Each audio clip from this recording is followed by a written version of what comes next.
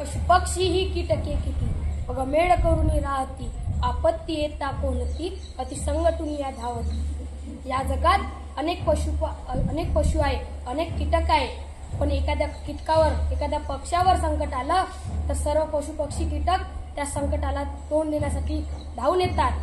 पण मानवावर जर का संकट आलं तर मानवाला वाचवण्यासाठी येत नाही, तर त्यांच्या विरुद्ध षडयंत्र रचते आणि ते त्यांना दुःख पोहोचवते।